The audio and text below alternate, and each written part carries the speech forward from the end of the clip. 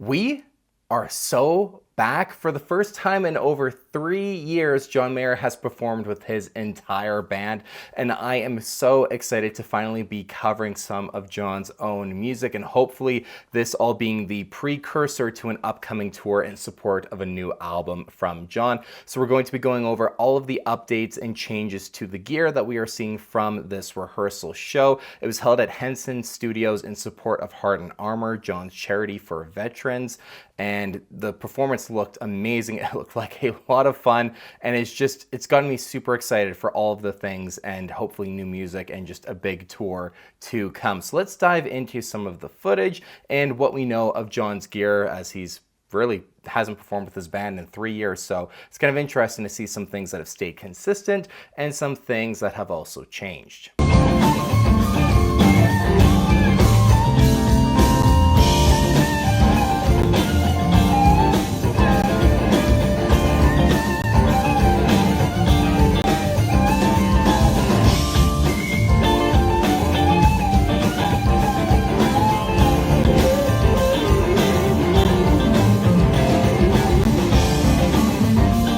And one thing to just keep in mind with this specific rig is that it's like John's rehearsing for the upcoming festival shows, and this is more of a public charity event that they held where they could rehearse and also do something to support John's charity at the same time. So the gear should also carry over for the most part to these upcoming shows, but hopefully we learn some more details of some different things as well. We're just going over what we know at this time that John was using.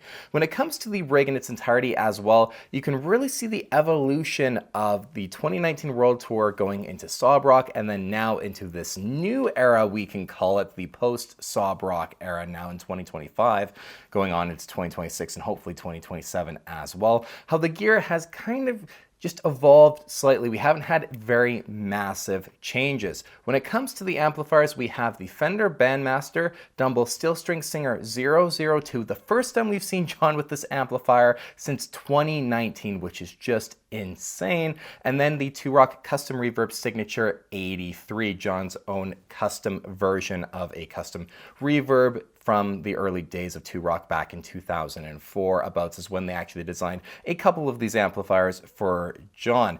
Now, the amp rig essentially is basically the Sob Rock amp rig with just a couple of different changes. The Fender Bandmaster is the exact same one that John was using for Sob Rock, it appears to be. Dumble Steel String Singer 002 is now being used instead of 004, and then we have the Custom Reverb Signature 83 over John's Two Rock John Mayer signature. It is just really interesting that John almost seems to be enjoying the Signature 83 almost more than the JM Sig. Since the promotional shows for Sob Rock, the Custom Reverb Signature 83 has really been used quite a lot, and certainly in the mix, even during the solo tour, it was with John as a backup, and then for the Blue Note Tokyo shows, he actually used it too. So this amplifier has seen quite a lot of use, even the shows like in 2023 with the Trio. He's been favoring this amplifier just a little bit, so it'll be interesting to see for more of these actual festival shows, the upcoming tour, if it'll be the Two Rock John Mayer signature or the Custom Signature 83. It'll be interesting to see which one he actually ends up sticking with for the actual shows instead of just this rehearsal. It's definitely too early to tell what he's going to be using. Then the cab setup is the exact same as it was for Sob Rock, except the amps are just switched around. We have a 112 for the Bandmaster, a 112 for the Two Rock, and then the 212 for the Dumble, assuming these are like 112 versions of the PRS J-Mod cab, and then a J-Mod that's just not badged underneath the Dumble Steel String Singer. Those would be the cabs that John is using. Impossible at this point to say what he is using in terms of speakers.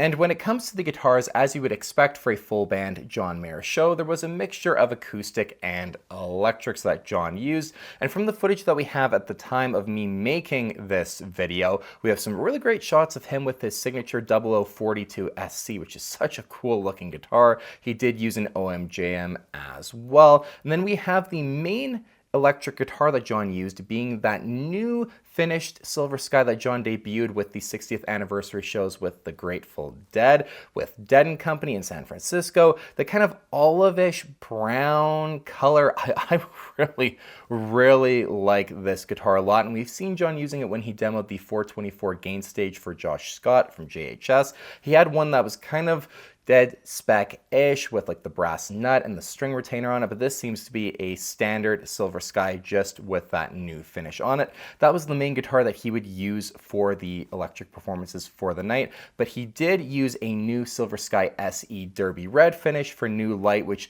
is definitely sticking with that theme, that New Light he's kind of been using the SE Silver Skies for, which is fun. And it's just kind of cool to see him giving those guitars some love as well on stage. But that new finished Silver Sky definitely seems to be the guitar, the finish for the new era. So I'm pretty sure we'll eventually maybe, I'm pretty sure, as with most of the main finished Silver Skies that we've seen John using, they eventually do become production models. So if John does stick with this for some more of these performances, I'd say it's probably a lock that we will see this finish get released, maybe 2027.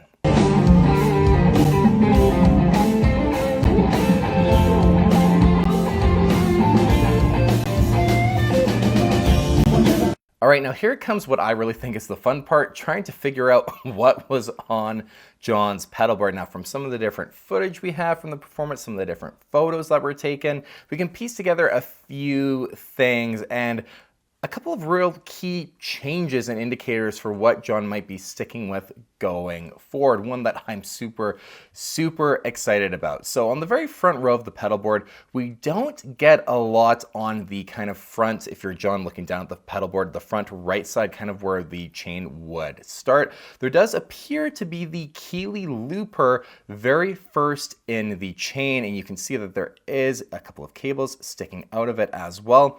Now, John in the past, like during the 2019 World Tour, had a Keeley looper in this position for the Shinai Companion Psychedelic Amplifier machine, for the fuzz, for I Guess I Just Feel Like. So I'm pretty confident that that is probably for the Psych loop. And I was chatting with my friend Alejandro, who runs the John Mayer Gear Instagram page, and there's actually one shot of his rack there where you can kind of see what looks to be two of the Psychedelic Amplifier machines in the rack, just sideways placed in there. It's what John was using before, so definitely seems to be that that is what he's sticking with for I Guess I Just Feel Like. As for other pedals in this spot, two ones that are just not a surprise at all: the Polytune 3 for the electric tuner, and then the Exotic XW1 for John's wah pedal. It's been his go-to since 2019, and that just does not seem to change, and why would he? The Exotic XW1 is absolutely phenomenal. But on the front row, we do have a really awesome and exciting addition. The Marshall Blues Breaker seems to actually be back. It's the very last pedal on the very front row of the pedalboard. You can clearly see the shape of it, even the words Marshall from the one shot that we have. Looks like John might actually be using a Blues Breaker again for his own music. We did see him briefly experiment with the Blues Breaker during the Dead & Company final tour. He used it a little bit, so then it kind of led to the theory, oh, maybe John's going to bring it back when he does actually perform some of his own music. And it seems that it could be pretty likely that this might stay on the pedalboard and John might use it going forward, which I think would be amazing, again, if John's kind of final overdrive setup for this new era could be like the Clone Centaur, the TS-10, the Marshall Blues Breaker. That would be amazing, kind of going back to the Battle Studies era, bringing, the greatest hits in terms of his tones, where he can use the Blues Breaker with the TS-10, the Clone with the TS-10, all three of them stacked together. We could have some really brilliant tones coming up. It just makes me very excited. And then when it comes to the second row for the pedal board, I can't really make much out. There appears to be a blue pedal, which I'm assuming is the Way Huge Octopus. And from this one angle, to me, that looks like the Mark II actually, based on the foot switch there. So it looks to be the Way Huge Octopus Mark II, which would be a departure again from John sticking with the Mark I for his main touring pedal boards, save for the 2017 Search for Everything World Tour. So we'll have to actually see once we get a better shot of his board if he does stick with the Mark II or goes back to the Mark I. And then the Strymon Flint, another just no surprise at all. Okay, and then when it comes to the third and final row, because of the shots, just the angle that we were taken at, we can pretty much figure out that entire back third row for the most part. Now there is the Boss TU3 for the acoustic tuner, just John's go-to acoustic tuner. I don't know why he just uses the TU3 for the acoustics, Polytune for the electrics, but that's just what he's consistently been doing for quite a few tours now at this point. We then have the 29 pedals Una on that back row, followed by the Korg SDD 3000. I was so excited when I saw John actually had this pedal on his board for his delays for what it looks like to be these upcoming festival shows. It's a brilliant pedal. I absolutely love it. Massive fan of the Edge U2 as well. So to have this kind of gear connection between the Edge and Mayer now is super exciting to me. And I've had an SDD 3000 PDL version for a few months now, and I absolutely love it. It is so brilliant. And even in these photos here, there's actually a shot of John stepping on the A preset of the SDD 3000. I just thought that was such a cool action shot. So credit to Emma McIntyre for these amazing photos. That's a killer shot that I really love. John actually activating the SDD 3000. A really awesome shot there. Now, beside the SDD 3000, I was chatting again with Alejandro, John Mayer Gear on Instagram about some of these pedals, and he actually, in our conversation, made the connection. This is the Tempolo Devices Real Deluxe, something we saw John using with Dead & Company recently that then has also apparently that now is going to be transferred over to his own like songs and everything, like his own tour. You guys know what I'm saying, right? So that is going to be that gray pedal there. It just matches up with the two bigger, it's hard to see with these angles that we have, so we're really trying hard to figure it out, but definitely you can kind of make out the two larger knobs and then the two smaller knobs, which would match up with the Real Deluxe. So really awesome to see John using that pedal as well. Again, just transferring it over now to his own music. And now it's at this point in the back row, there was one pedal that I just cannot make out what it is at all from all of these different shots that we have. I just have no idea. It's too difficult to tell at this point. The black enclosure, the knob layout, what exactly this one pedal is. But then it looks like to me it is the New Neighbor Slate, then the New Neighbor Illumin very last to kind of round out the reverb section for John's pedal board, which would follow in line with what we saw him using for Sob Rock, where he had the Slate and then the Illumin as well, so that he could instantly recall the preset for Love on the Weekend when he needed to for that specific song. And then he just had a couple of other reverb presets as well banked for the Illumin that he could switch between as well. And this kind of brings up something interesting that John is starting to do a little bit more now, where before, he would kind of have pedals that just were set for specific either settings, specific songs. They were used consistently for that one setting. He wasn't changing settings on the fly. He didn't really have presets that he was banking through, especially on a more traditional pedal board setup like this. When he had like the Bradshaw rigs during the Search for Everything World Tour, Continuum era, for example, there probably were some presets that he could bank through, maybe some MIDI switching or something going on for different presets and things like that. It's very impossible to say, especially for 2017. I'd be willing to bet there was maybe a little bit of that going on.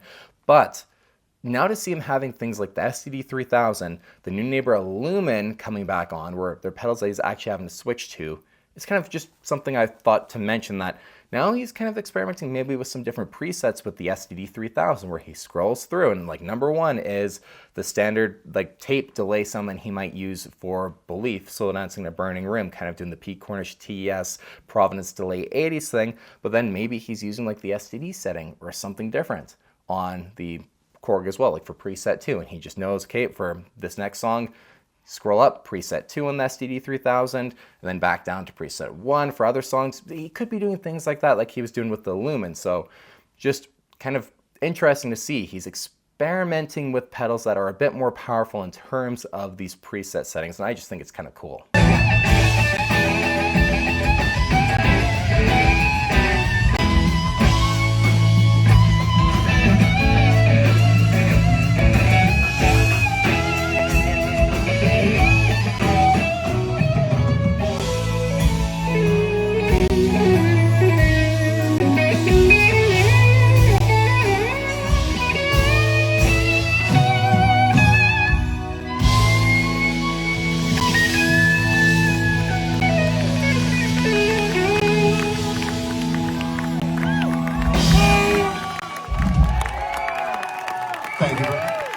And that's pretty much everything we can tell at this point in time that John was using on this pedalboard to kick off this new era. I do think we are entering in a new era of Mayer's music, Mayer's tone, so it's just, these times are so exciting. I remember like when the Sob Rock era began, it was super exciting to finally enter a new era post the 2019 World Tour, a new album, and I just feel like we're entering that again. This is the very early stages of it, so it just makes me super, super excited. As for the rest of the pedal board, there are a couple of things that I'd be willing to bet that would be on John's board as, you know, absolute locks, like the Keeley Katana, the TS10, the Klon Centaur, the Qtron Plus I'd expect to be on there too, and even the JHS Box It Later. At this point, it'd be kind of weird to not see John have it on a pedal board, especially a large one like this. So those pedals I feel like are absolute locks for the board as well.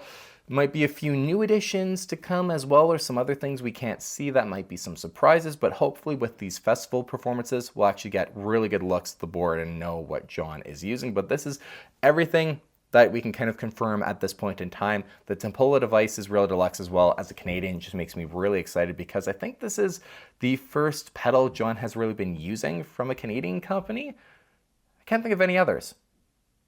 Hasn't used Diamond, he hasn't really used Empress, you know, those are the like, solid gold effects. Union, Tube and Transistors, he hasn't used. Those are kind of like the big four Canadian companies for the most part. But Tempolo, really exciting to see a Canadian brand on his board. It makes me, you know, just proud to be a Canadian, to see, you know, a pedal actually from a Canadian company on his board. It makes me very excited. So you guys, as always, I will be covering all of the gear, all of the tone updates with this new era. Like I said, I'm calling it a new era for sure. I'm really excited. Let me know what you guys think of everything down below. If you have any guesses to that one pedal that's on the back row there in between the Tempolo and what I believe is the Slate, leave it in the comments down below. Hope you guys enjoyed the video. Take care, and I'll see you on the next one. Anyway, go ahead and click the subscribe button if you like what you see.